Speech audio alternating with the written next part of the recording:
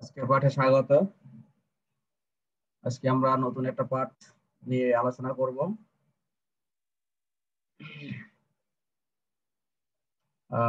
পাঠের শুরুতে একটা ছবি দেখছি। মোটামুটি একটা ধারণা তোমাদের পাওয়া উচিত আজকে কোন অংশ নিয়ে আলোচনা হবে। তো দেখা যাক।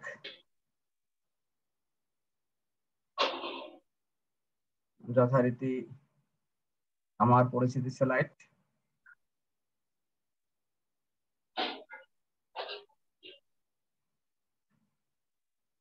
আমরা দুটো ছবি, তাই না? এই ছবি দিয়ে কি বোঝা যাচ্ছে? মৎস্য দেখা যাচ্ছে আর একটা সুন্দর। আচ্ছা, সুন্দর। আর এই যে ছবিগুলো সাধারণত দেখছি আমরা মোটামুটি বুঝতে পারছি এটা কোন দেশের ছবিগুলো? বাংলাদেশের। বাংলাদেশের। চমৎকার। ছবির দৃশ্যগুলো, এই সুন্দরবন বলো, মাছ বলো, এটা কোন ধরনের সম্পদ? প্রাকৃতিক সম্পদ। দ্যাটস রাইট, প্রাকৃতিক সম্পদ। আজকে পাঠ হচ্ছে বাংলাদেশের প্রাকৃতিক সম্পদ। ঠিক আছে? জি স্যার। আচ্ছা, আমরা আজকে এই দুটো শিখন ফল অর্জন করবো।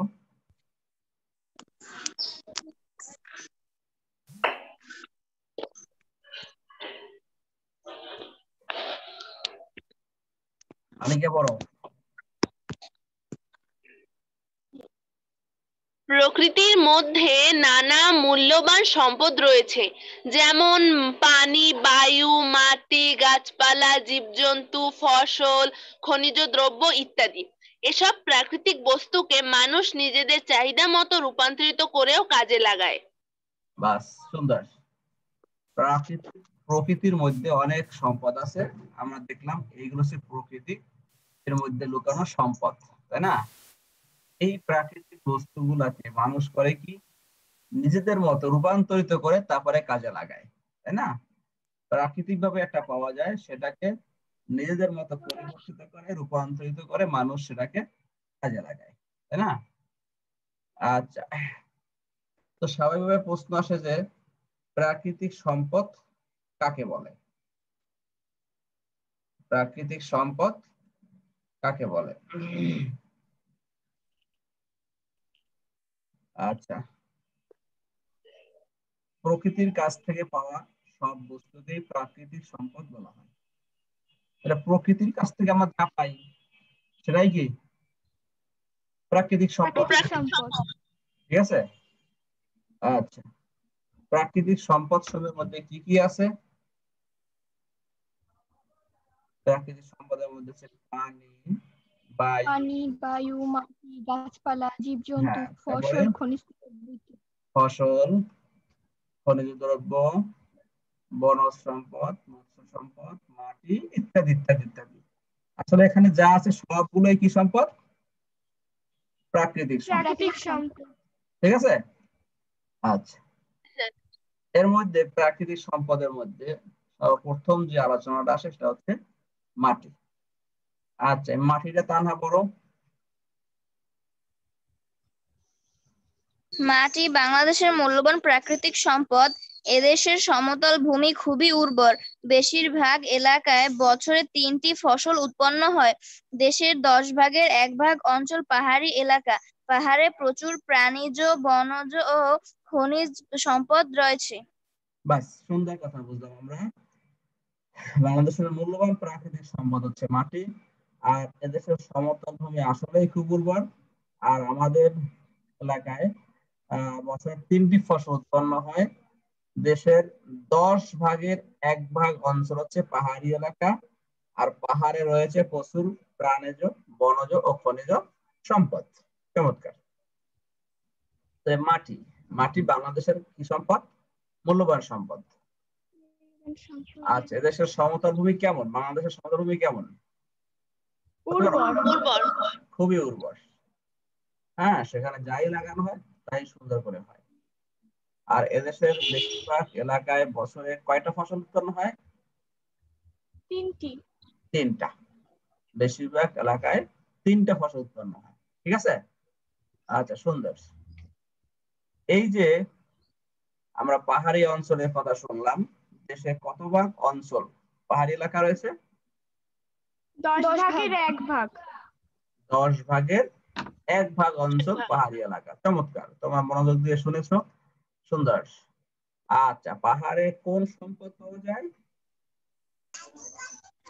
খনিজ, বনজ ও খনিজ। এই যে উভয়টা, এটা প্রাকৃতিক সম্পদ, এটা বনজ সম্পদ, এটা খনিজ সম্পদ, তাই না?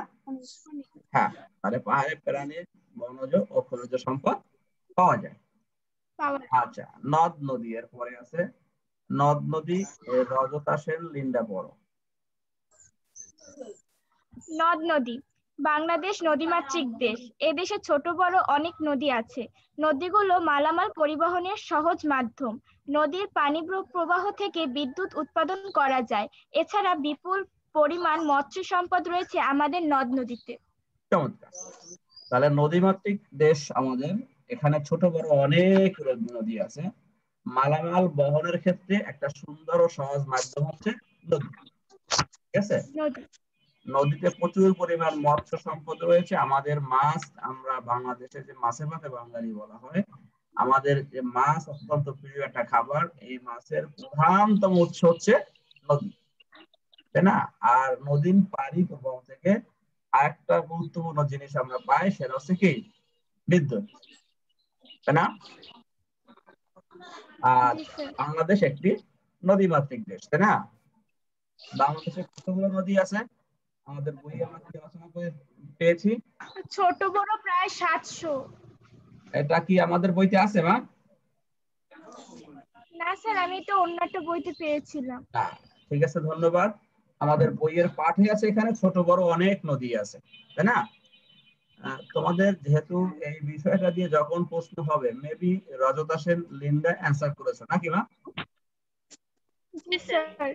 আচ্ছা, তোমাদের বইয়ের এই বিষয়ে যখন প্রশ্ন আসবে, তোমরা সবসময় বইয়ের ভাষায়, হ্যাঁ, উত্তরটা সেট করার চেষ্টা করবা। ঠিক আছে, কেননা বইয়ের ভাষায় সেট করতে না পারলে কিন্তু ওই উত্তরটা তোমার কেটে দেবে। কি কথা বোঝা গেছে? অনেক তথ্য অনেক রকম আছে। আমরা বইয়ের ক্লাস যখন হয় বা পরীক্ষা যখন হয়, যেই সাবজেক্টের পরীক্ষা হচ্ছে সেই সাবজেক্টের বইয়ের ভাষায় আমরা ওটার অ্যান্সার করার চেষ্টা করব। ঠিক আছে, তাহলে বাংলাদেশে ছোট বড় অনেক নদী আছে। আচ্ছা, চমৎকার। এইসব নদী আমাদের কি কাজে আসে বুঝতে পারো? মালামাল পরিবহনের কাজে, বিদ্যুৎ মালামাল পরিবহনের কাজে লাগে। হ্যাঁ, মালামাল পরিবহনের কাজে লাগে। তারপরে যোগাযোগের সহজ মাধ্যম হচ্ছে নদী। নদীর পানি থেকে আমরা বিদ্যুৎ পাই। এছাড়া মৎস্য সম্পদও পাওয়া যায়।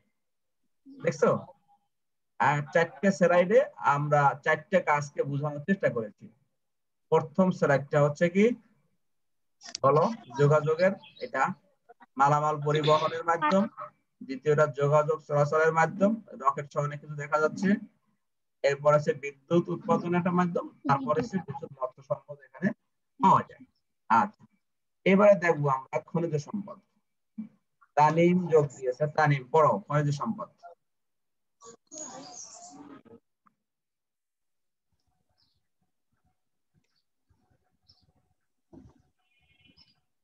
বাংলাদেশের মাটির নিচে রয়েছে নানা রকম মূল্যবান খনিজ সম্পদ। এগুলোর মধ্যে কয়লা, গ্যাস, চুনাপাথর, চীনামাটি, সিলিকা বালি উল্লেখযোগ্য। বাস, আমাদের আরো অনেক খনিজ সম্পদ আছে, কিন্তু আমরা বইয়ের ভাষায় যতটুকু আছে ততটুকুই এখানে নিয়ে আসার জন্য, আলোচনা করার জন্য চেষ্টা করেছি। কথা ঠিক আছে? আর তাহলে কি কি আছে? কয়লা, গ্যাস, চুনাপাথর, চীনামাটি, সিলিকা বালি, এগুলো উল্লেখযোগ্য। আর আছে ম্যাঙ্গানিজ। আচ্ছা, তাহলে বাংলাদেশে কোন কোন খনিজ সম্পদ পাওয়া যায়? গ্যাস, তাই না? কয়লা, তারপরে চুনাপাথর, তারপরে সিলিকা বালি, তারপরে চীনামাটি, হ্যাঁ, এরপর একটা আছে ম্যাঙ্গানিজ, কিছু পাওয়া যায়। যাই হোক, মোটামুটি এগুলো হচ্ছে বাংলাদেশের খনিজ সম্পদের মধ্যে উল্লেখযোগ্য। ঠিক আছে, আসলে তো আমরা এই সমস্ত বিষয়গুলা সব হয়তো জীবনে নাও দেখতে পারি, তাই না? সবকিছু দেখা সম্ভব না। তো আমরা ইন্টারনেট বা অনলাইনের সুবিধার কারণে আমরা এখানে বসে মোটামুটি কিছুটা হলেও দেখে আমরা অভিজ্ঞতা লাভ করতে পারি। আচ্ছা, তো বাংলাদেশে এই সমস্ত কি কয়লা, গ্যাস, চুনাপাথর, চীনামাটি, ম্যাঙ্গানিজ, সিলিকা বালি এগুলা খনিজ সম্পদ হিসেবে আমাদের দেশে পাওয়া যায়। আর এবারে যাব আমরা বনজ সম্পদের দিকে। বনজ সম্পদ জান্নাতুল ফেরদাউস, তুমি কি শুনছো?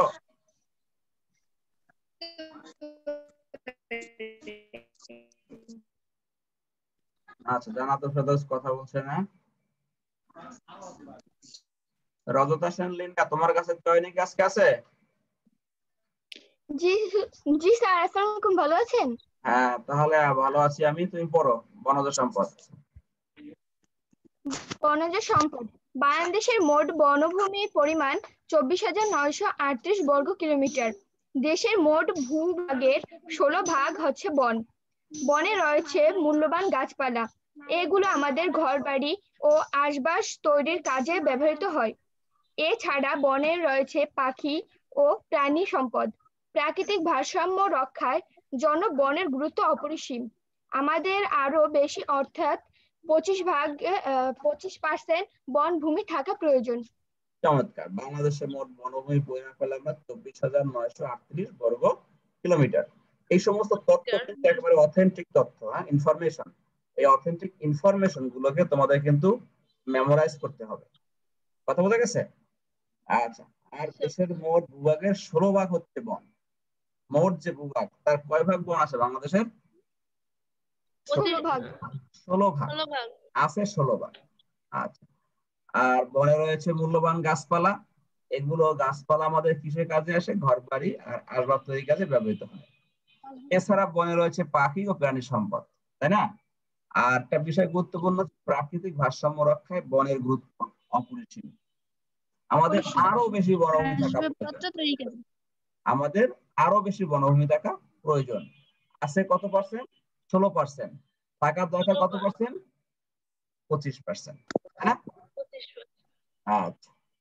বনজ সম্পদ আমরা দেখি, বনজ সম্পদের পরিমাণটা কি?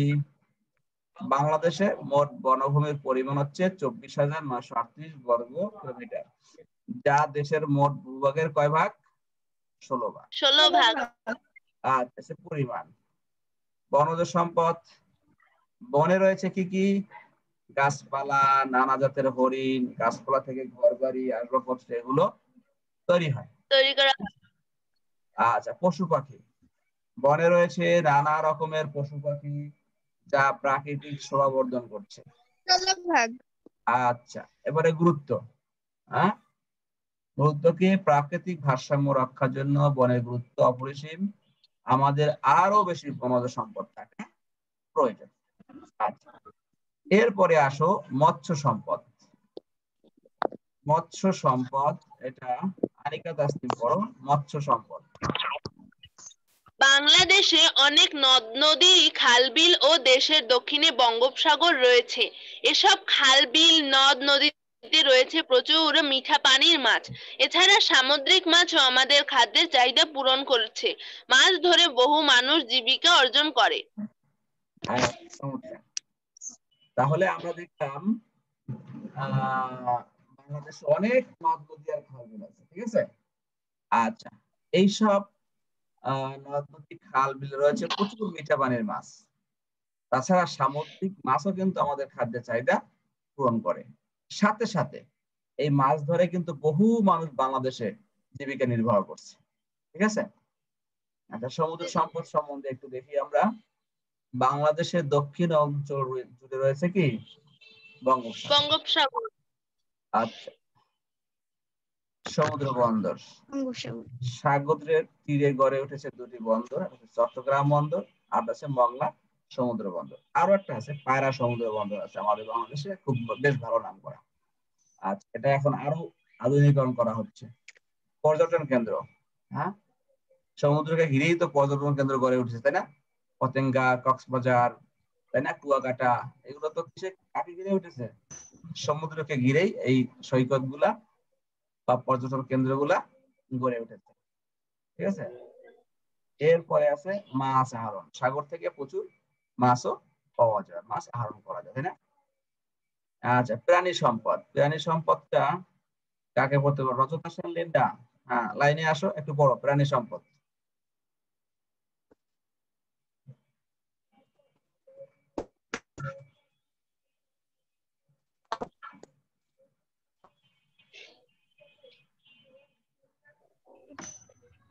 রজত হোসেন লিন্ডাকে চলেই গেল, যেই বললাম লাইনে আসলো নাকি?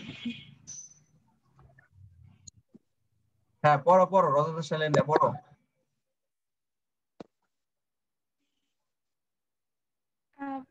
প্রাণী সম্পদ, আমাদের প্রাণী সম্পদের মধ্যে রয়েছে গরু, মহিষ, ছাগল, ভেড়া, হাঁস, মুরগি প্রভৃতি।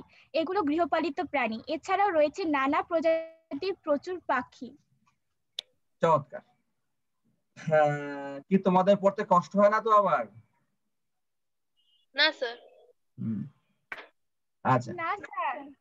হ্যাঁ তাহলে আমরা দেখলাম প্রাণী সম্পদের মধ্যে এই সমস্ত বিষয় আছে, আর এছাড়া প্রচুর পাখিও আছে, তাই না? তো প্রাণী সম্পদ গুলো একটু দেখি আমরা।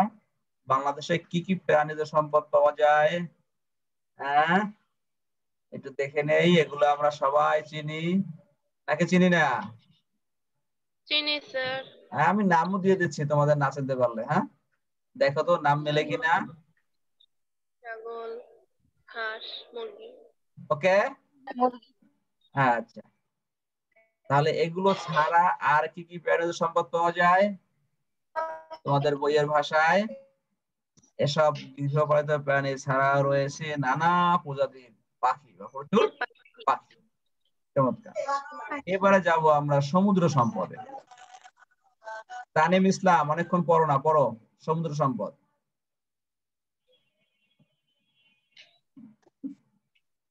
বাংলাদেশের দক্ষিণ অঞ্চল জুড়ে বঙ্গোপসাগর, সাগর তীরে উঠেছে চট্টগ্রাম, মংলা ও পায়রা সমুদ্র বন্দর। সাগরের পানি থেকে আমরা লবণ উৎপন্ন করি, তাছাড়া সাগর থেকে আহরণ করি প্রচুর মাছ। চমৎকার। তাহলে এখানে যে বঙ্গোপসাগর রয়েছে এবং এই সাগর তীরে বিভিন্ন জায়গায় বাংলাদেশের গড়ে উঠেছে অনেক বন্দর। এর মধ্যে উল্লেখযোগ্য কি চট্টগ্রাম, মংলা ও পায়রা সমুদ্র বন্দর, তাই না? এছাড়া আবার সাগরের পানি থেকে কিন্তু আমরা লবণ উৎপন্ন করি। আমাদের দেশে যে আমরা যে লবণ গুলা খাই, এটা কিন্তু সরাসরি সাগরের পানি থেকে তৈরি করা হয়। হ্যাঁ, আচ্ছা। এছাড়া সাগর থেকে আমরা প্রচুর পরিমাণে মাছও পেয়ে থাকি। হ্যাঁ, এই যে চট্টগ্রাম বন্দর আমাদের, এটা হচ্ছে কোন বন্দর জানো? পায়রা বন্দর। আর এটা মংলা বন্দর। আবার সাগরের পানি থেকে উৎপন্ন করি আমরা লবণ। ঠিক আছে। সমুদ্র সম্পদের গুরুত্ব আমাদের সামনে বাকি আছে, সর্বশেষ সমুদ্র সম্পদের গুরুত্ব। চয়নিকা পড়ো সমুদ্র সম্পদের গুরুত্ব।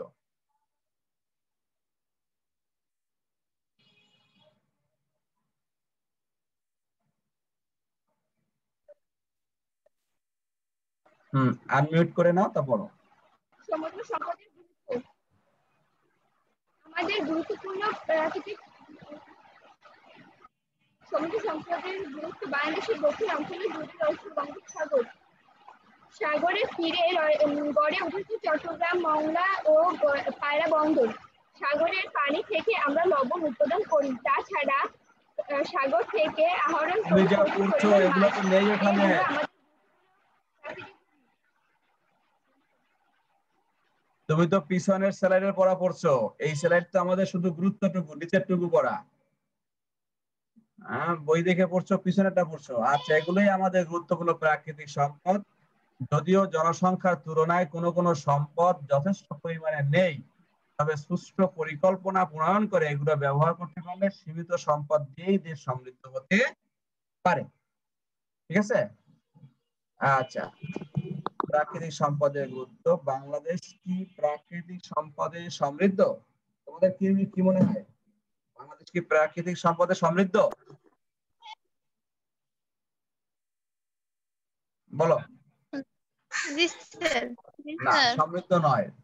প্রাকৃতিক সম্পদ রয়েছে, বাট প্রাকৃতিক সম্পদে সমৃদ্ধ নয়, এটা তোমাদের বইতেই আছে। হ্যাঁ, আচ্ছা, এই সীমিত সম্পদ দিয়ে কিভাবে দেশকে সমৃদ্ধ করা সম্ভব? সীমিত সম্পদ, কিন্তু দেশকে সমৃদ্ধ করতে হলে কি করতে হবে বলো তো? যথাযথ ব্যবহার করে এই সীমিত সম্পদ দিয়ে দেশকে সমৃদ্ধ করতে পারা যায়। আর সমৃদ্ধ যথাযথ সম্পদের যথাযথ ব্যবহার হলেই এই সীমিত সম্পদ দিয়ে দেশ সমৃদ্ধ হতে পারে। আচ্ছা, আমরা সরাসরি এবার মূল্যায়নে চলে যাই। তানহা উত্তর করো এটাকে। তানহা প্রথম প্রশ্ন, 1 নম্বর প্রশ্নের উত্তর। সমুদ্র। একটু পড়ো, প্রশ্নটা পড়তে হয় তো, তাই বুঝবো যে নিচের কোনটি প্রাকৃতিক সম্পদ? সমুদ্র। ঘ। সমুদ্র। ঘ। তাহলে আমরা সমুদ্রে দেখে ক্লিক করে কি আনসার আসে? হ্যাঁ, তাহলে এটা হয়েছে উত্তর নাকি? আচ্ছা, তানিম ইসলাম দ্বিতীয় প্রশ্নের আনসার করো মা বাবা।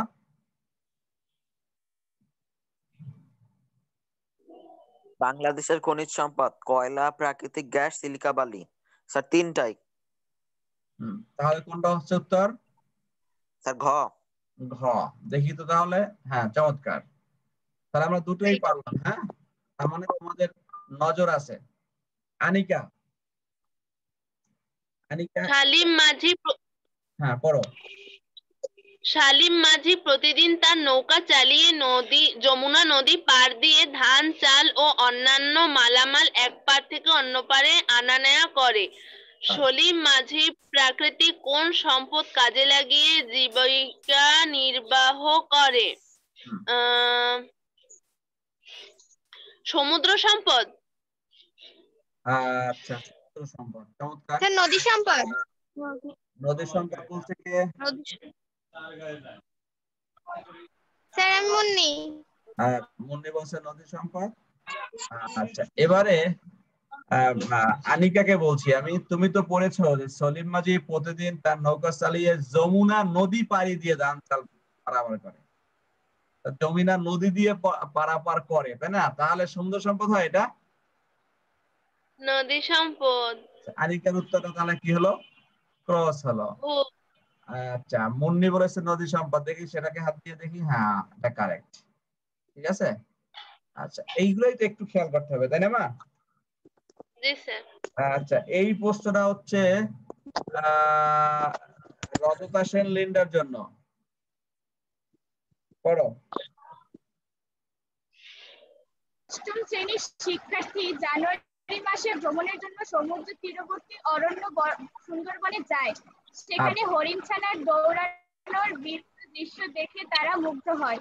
একটু সামনে এগোতেই দেখে নানা রং বেরঙের পাখিরা কলরব করছে। অষ্টম শ্রেণীর শিক্ষার্থীরা ভ্রমণে গিয়ে যে ধরনের জীব দেখতে পেল সেগুলো কোন ধরনের সম্পদ? বাস। স্যার ঘ, প্রাণীজ সম্পদ। প্রাণীজ সম্পদ। জি স্যার। জি স্যার। আচ্ছা, হ্যাঁ, প্রাণীজ সম্পদ উত্তর সঠিক। ঠিক আছে। আচ্ছা, তাহলে আমাদের আলোচনা শেষ হলো। বাড়ির কাজটুকু লিখে নাও।